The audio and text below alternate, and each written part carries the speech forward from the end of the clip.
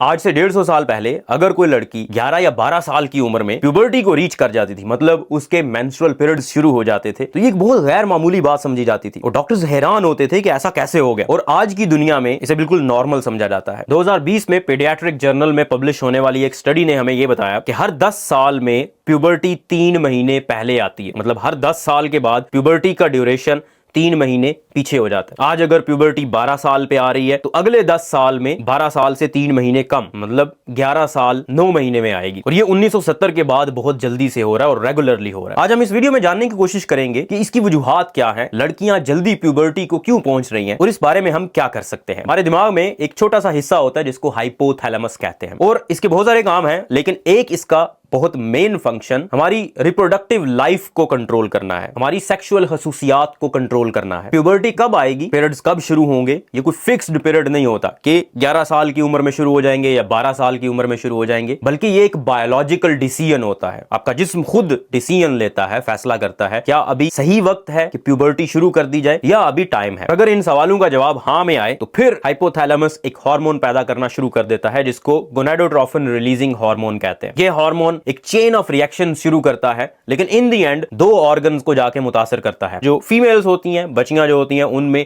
Ovaries पे जाके act करता है, जिसे हम उर्दू में अंडादानी कहते हैं। और फिर वहां से ईस्ट्रोजन पैदा होना शुरू हो जाता है, जो फीमेल हार्मोन है, जो फीमेल सेक्सुअल कैरेक्टरिस्टिक्स लेकर आता है। ब्रेस्ट बड़ी होना शुरू हो जाती है, बाकी जो सेक्सुअल कैरेक्टरिस्टिक्स हैं वो आना शुरू हो जाती हैं। सवाल ये है कि ये सिग्नल पहले क्यों जा रहा है। आज से कुछ अरसा पहले चले जाएं, 1800 में जो एवरेज उम्र थी वो 16 से 17 साल थी। 16-17 साल की उम्र में पीरियड्स शुरू होते थे और अब 11 से 12 साल से पहले भी शुरू हो जाते हैं। इसकी जो सबसे बुनियादी वजह है वो है फैट का ज्यादा होना, चर्बी ज्यादा होना। आज से कुछ सदियां पहले पीछे चले जाएं तो इंसान इतने महफूज नहीं थे, खुराक की कमी थी, बीमारियां बहुत थी, इलाज कम थे, हेल्थ केयर कम थी और इसके नतीजे में बच्चों में अमवात बहुत ज्यादा होती थी। वो पहले से ही कमजोर होते थे, सेहत उनकी इतनी अच्छी नहीं होती थी, न्यूट्रिएंट्स उनको नहीं मिलते थे और अगर पीरियड्स वाला काम भी जल्दी शुरू हो जाता तो उनकी ताकत मजीद कम हो जाती। इसी वजह से उस जमाने में प्यूबर्टी बहुत लेट आती थी, 16 साल, 17 साल, 18 साल की उम्र में। लेकिन फास्ट फॉरवर्ड 21वीं सदी में खुराक की फरावानी है, हर चीज मौजूद है, बल्कि एक्सेस में मौजूद है। इसी वजह से खाना ज्यादा हम खाते हैं, एक्सरसाइज कोई नहीं होती, फिजिकल एक्टिविटी बहुत कम है और सेफ्टी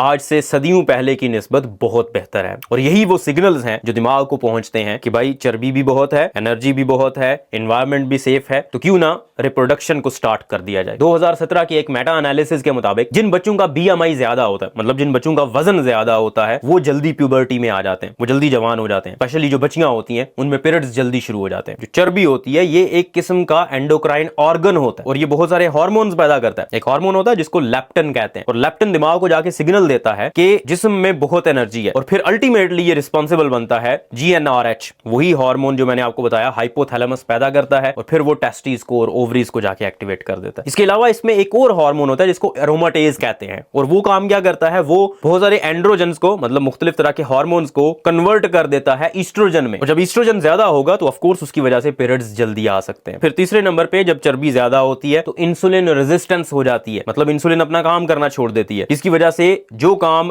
इतनी सी इंसुलिन ने करना था वो काम अब इतनी इंसुलिन चाहिए होगी करने के लिए। और हमारे खून में एक प्रोटीन होती है जिसको सेक्सुअल हार्मोन बाइंडिंग प्रोटीन कहते हैं। इसके नाम से जाहिर है ये सेक्सुअल हार्मोन को, मतलब ईस्ट्रोजन को जाके पकड़ लेती है, बाइंड कर लेती है, अपने साथ बांध लेती है और उसको काम नहीं करने देती। लेकिन अगर इस प्रोटीन की कमी हो जाएगी या ये काम नहीं कर रही होगी तो प्री ईस्ट्रोजन और टेस्टोस्टेरोन ज्यादा होंगे, जिसकी वजह से बलूगत जल्दी आ जाएगी, प्यूबर्टी जल्दी आ जाएगी। चर्बी की वजह से इंसुलिन ज्यादा हो जाती है और जब इंसुलिन ज्यादा होती है, इंसुलिन का एक और काम इस प्रोटीन के साथ बाइंड करना होता है, इस प्रोटीन को काम नहीं करने देती। और जब सेक्सुअल हार्मोन बाइंडिंग प्रोटीन अपना काम नहीं करेगी, मतलब जो ईस्ट्रोजन है और टेस्टोस्टेरोन है उनको पकड़ेगी नहीं, उनको बाइंड नहीं करेगी, तो वो ज्यादा हो जाएंगे और जब वो ज्यादा होंगे तो प्यूबर्टी जल्दी आ जाएगी। और ये भी देखने में आया है कि जो बच्चियां दुबली पतली होती हैं या जो बच्चियां फिजिकल एक्टिविटी ज्यादा करती हैं, फॉर एग्जांपल जो स्पोर्ट्स प्ले करती हैं, खेल खेलती हैं, उनमें प्यूबर्टी लेट आती है, वो लेट पीरियड्स शुरू करती हैं। जो मेन चीज है, सबसे बड़ी चीज, वो फैट का ज्यादा होना, चर्बी का जिस्म में ज्यादा होना, जिसकी वजह से प्यूबर्टी जल्दी आती है।